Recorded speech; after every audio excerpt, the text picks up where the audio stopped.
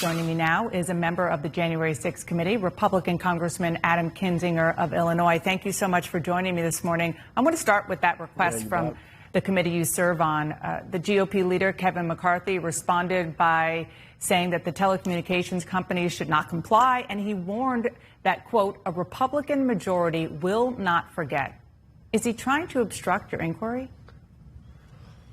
I think obstruct, I don't know, but it's really bad politics, I think. I mean, to say the least. You know, look, we as a committee, we have a right and we have the responsibility, and frankly, we have the legal authority to go through the process of requesting these kinds of things. Right now, all we've said is we want these records preserved. There's a number of people. I won't go into the details of who all's on it. And then we'll decide what we need to see and what's in the American people's interest. And I think to turn around then and make ominous talk to these telecom companies that, you know, when we take over, it's going to be different or we'll have payback. That's just not, frankly, the Republican Party I remember and the Republican Party I ever joined. But you said it's bad politics. Is it more than that? This is a congressional investigation.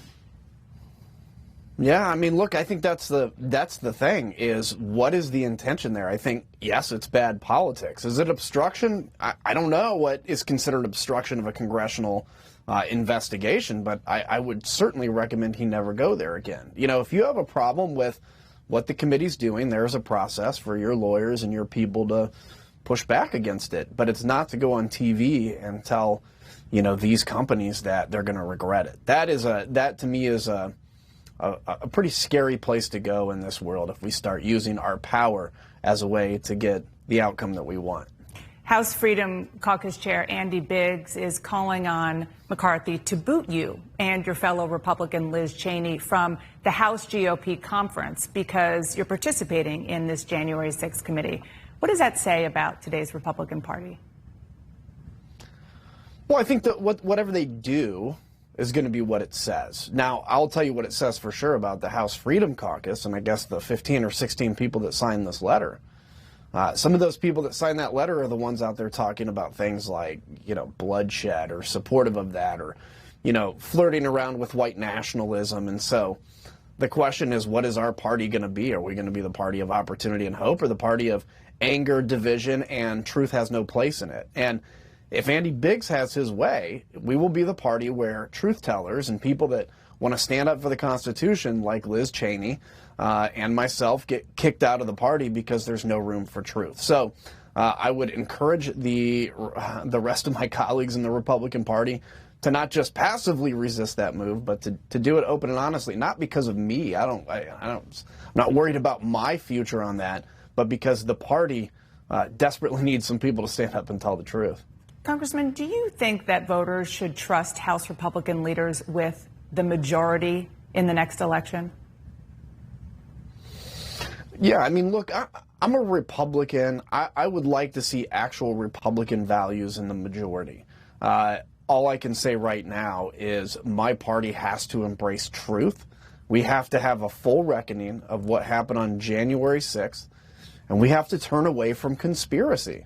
I think if we're going to be in charge and pushing conspiracy and pushing division and pushing lies, then the Republican Party should not have the majority.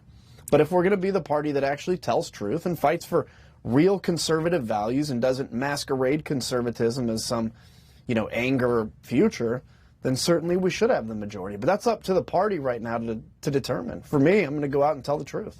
Let's turn to Afghanistan. A senior State Department official tells CNN that the majority of Afghan special immigration visa applicants were left behind when the U.S. pulled out. You sent a letter to the Secretary of Defense and the Defense Secretary and Secretary of State demanding specifics on exactly who was evacuated and who wasn't. Have they responded?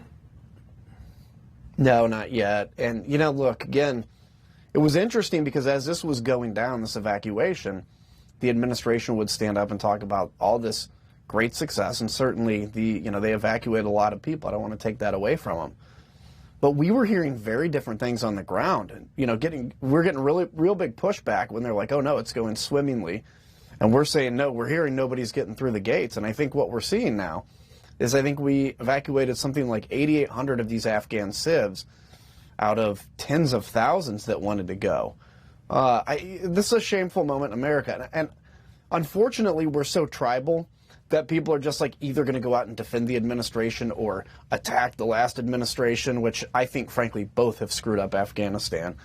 And we just want accountability for that. This is America's reputation. This is going to last for a long time. It's going to be a stain on our country. And quite honestly, right now, the last of the resistance front is fighting a Taliban onslaught. They had some victories yesterday, but they are now facing American weapons operated by the Taliban. And as far as I know, we're doing nothing but trying to cooperate with the Taliban. It's really a sad day, and I hope the president turns some of those decisions around. You talked about some of those who came out. There were a lot of people rescued and are now refugees. The Biden administration said that U.S. could ultimately welcome more than 50,000 Afghan refugees. Many of those have limited access, though, to financial support and face uncertain legal status. I know this is a priority for you. Is the U.S. doing enough, the government? Well, the government, I think, always can do more to first off, the government's not, as far as I know, rescuing anybody anymore. Now, in terms of the resettlement, right. Obviously, I will say Department of State has done a good job of finding safe third countries to process these people and finding countries to place them. But I think a lot of the relocation in the United States, there's probably more that can be done, but there's a lot of groups out there, Dana, like No One Left Behind. These are people that have been out there doing this from the very beginning when this program was started. That can really help folks get resettled, Catholic charities, Lutheran charities. So there's a lot of good private sector groups. But look, it's going to be a challenge for anybody that relocates to the United States, because they're coming here without really a network of people. But it's certainly going to be better than facing what we'll call authoritarian justice by the Taliban and certain death. I want to ask about the Supreme Court just allowing a Texas law to go into effect that prohibits abortions after just 6 weeks, including cases of rape and incest, and actively deputizes ordinary citizens to enforce it.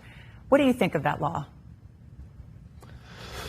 Well, there's a lot of question about what the Supreme Court thing meant. So look, for me, I'm pro-life, but what I don't like to see is this idea of every citizen being able to tattle, sue an Uber driver, as you said, be deputized to enforce this abortion law to whatever they want. I think if you're going to do something on abortion, it's a debate that we should have that's open and not just opening people up to be sued for any bit part in that process. I also think, look, I believe in the rape and incest, life of the mother and health of the mother exception to abortion, which is every not in there. Republican president has.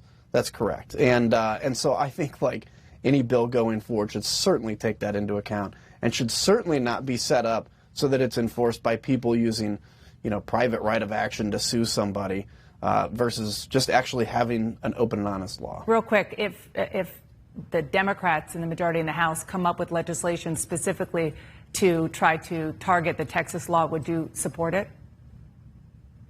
Well, I'd have to see what the details are. There's, obviously abortion is a deep concern for everybody. It's very personal. So I think you'd have to see the nuances of what that law is before I could just, or what that fix would be before I could just make a comment. Understand. Congressman, thank you so much for joining me this morning. I appreciate it. You bet. And we're